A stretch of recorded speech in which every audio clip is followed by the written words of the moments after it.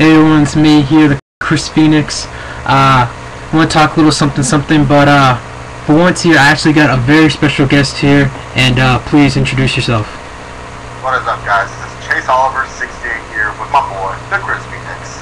That's right. See, there's no rivalry between the legendary shooters and the Gurus of Greatness. God, who invented that rumor? Jeez. But we're here, chilling here on this little late Friday night. We'll talk a little something.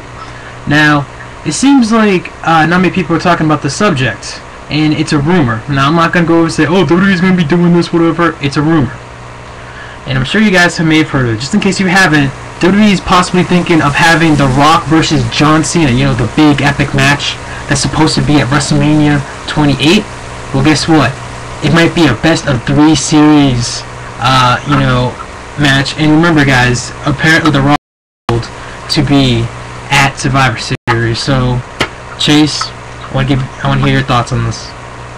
The rumor is that they're going to do a best out of 2-3 series for The Rock versus John Cena. Now, really, I don't really think they need this best 2 out of 3 series for this, mainly because when it comes to a match like this, it doesn't really need a best 2 out of 3 series. It only needs to happen once. I get where WWE is sticking with this idea that it's Rock versus Cena, so they think that basically that it'll help their pay-per-view buys, because they're planning on doing it from the rumor at Mania, after Mania, and SummerSlam. And to me, that makes no sense, because we saw it at Mania. Why do we need to see another match with these two? And not only that, it's not going to produce any new talent. It's just going to be focused mainly around Cena Rock for the rest of 2012, and I really do not like it.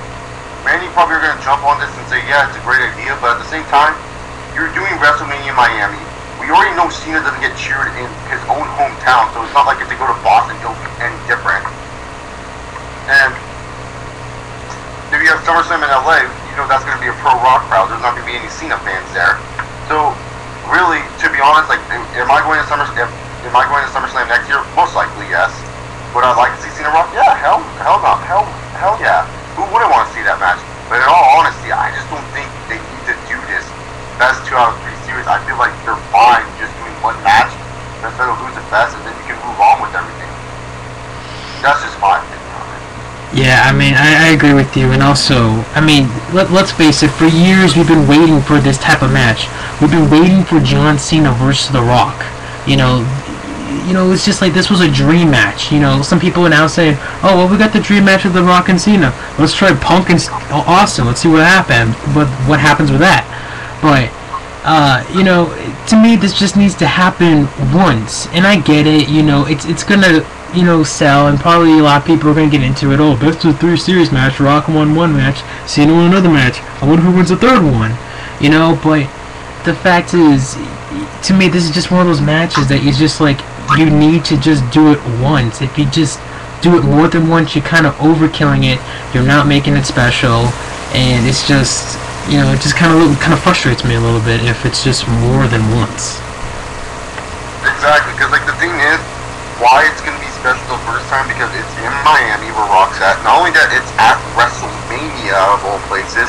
So like, we already know it's gonna be big, but where is Extreme Rules going to be at? Is it going to be like in Boston? Both teams will get cheered there. So people are going to cheer for The Rock. Or like, in all honesty, it doesn't make Cena look good if he wins, like say at the Extreme Rules, and then ends up ultimately losing to The Rock at the end. Like no one would really care that much. That's why we need to like just not have this match overexposed, just do the WrestleMania match, and let's end it there. And then you can have Cena if he just say, oh well, I put my best effort forward against The Rock, and I failed, but time to move on back for the WWE Championship, and Cena wins, he has a win over The Rock. There's no need to continue this. Exactly, I mean, it's just, and I'm more of this, it's kind of like, oh, some people have asked yourself, oh, are you Team Cena, or are you Team Rock, whatever. I guess in that perspective, I'm more of Team Rock, but, because I just grew up idolizing, watching The Rock and stuff, but, it's just, you just need it like once. Again, you just need it like once of this match, and the fact that, okay, It's a good feud, and even when The Rock's not even on television, remember, The Rock's hasn't been on television in months and months, but this rivalry is they're still building up this feud. You know, that's the great thing with social media. You know, you got John Cena cutting that promo in Australia. You have The Rock cutting that promo on some mountain. I think it was like in LA, whatever. So, you know, it's still continuing, and you just need it once. And it's not gonna, like you said, it's not gonna build any superstar or anything, because, you know, John Cena has practically done it all. We've seen The Rock; he's done it all too. So it's just like, all right, did they do Hogan? And I'm gonna keep comparing this match here at WrestleMania.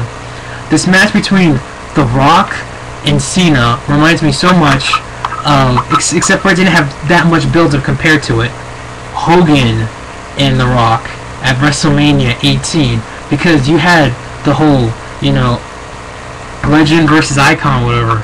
You know, this is kind of like the same thing here. You know, we all wanted to see, oh, Hogan and The Rock. I wonder how that happened. We saw what had happened. 10 years later, we're going to get Cena versus The Rock. And you can't, even John Cena from West Newbury, Massachusetts. That guy goes into Massachusetts. That guy even gets booed in his own place. I mean, that's just saying something. But, you know, that's just my thoughts on that. Yeah, like, the thing is, you already have this match building up for already a year. You announced it. So basically, it's just like, you know, if it's already built up to the point where it's, you know, you already have this year build up, why keep forcing it down our throats and making it this year and a half long feud? I get it. It's like, it's what WWE's done in the past, where they build up for the future, and they think of things for the future, but really the future wouldn't be so great seeing Rock versus Cena 2 times, because you don't even know if the first match will be good. That's the thing. Right. Yeah, the crowd's gonna be into it, no doubt. Everything Cena does, he will get booed. Everything The Rock does, he will get cheered. You know, the atmosphere will be crazy. But if you recreate that other arena, like we saw with CM Punk and Cena, the first time it was crazy because, one, it's in Chicago, Punk's hometown, and then number 2, when they went to LA, it's just like, well, the LA crowd wasn't as great. And trust me, I was at SummerSlam Live. We weren't as big as the Chicago crowd. They're a wannabe Chicago crowd, if anything. Yeah, and also I think one of the reasons also had to do with this, because many people thought that CM Punk was actually not going to come back after that, you know, and it seemed around SummerSlam like, okay, Punk's not leaving, he's actually staying. So, but I know what you mean by that. We all saw the crowd's atmosphere at, you know, Money in the Bank, of how electric it was and how excited it was for Punk, and how many boos that, you know, John Cena had to deal with that night. But, you know, guys, it's going to be a good match. You know, it's going to be a pretty good match. It's going to be entertaining. These guys know what they're doing. They're cutting good promos. You know, Cena's cutting good promos in the last few months. We all know what The Rock can do. He still has it. You know, whether they're bashing each other or whatever, but, you know, it's going to be good. It's going to be entertaining. It's a dream match. You know, some of us, not most of us, did not actually see this match happening due to The Rock loving Hollywood and making movies and stuff. You know, he's already making his, you know, G.I. Joe movie, you know, the sequel to it. So, you know, it's going to be an interesting ride from here all the way down to WrestleMania 28. And overall, I don't think WWE should do this best out of 3 series. I think it's just going to be overshadowing, overdoing it. But, you know, again, we're going to have to see what happens. Exactly. I agree with you there, Chris. 100%. We just have to see what happens. But best of 3 series, it will just be overdoing it. And I think we don't need to overdo this match. It needs to happen once. And the first time is always the best time when it comes to matches between superstars in certain eras, you know? Yeah, exactly. Like some people even liked, for example, Shawn Michaels and The Undertaker. Most people liked that at WrestleMania 25 compared to WrestleMania 26. So, you know, and we didn't see Hogan versus The Rock at WrestleMania 18. You know, we didn't see that best out of 3 series. You know, we just saw one. So, you know. Anyway, this video is actually kind of going off a little bit. So, anything you gotta say there, Chase? Nothing much. Just subscribe to Chris Phoenix and subscribe to me if you guys haven't already.